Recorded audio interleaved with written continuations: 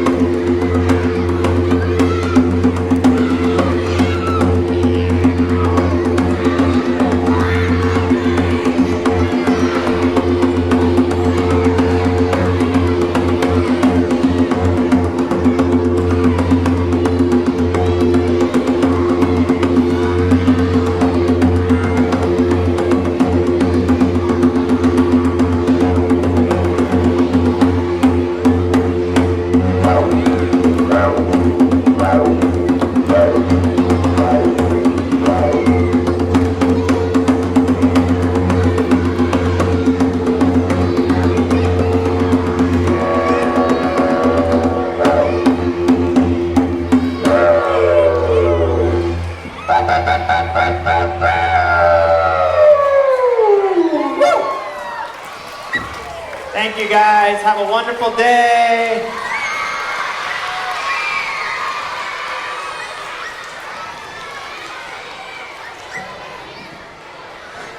Boys and girls, let's give Mr. AJ one more big round of applause. Thank you guys.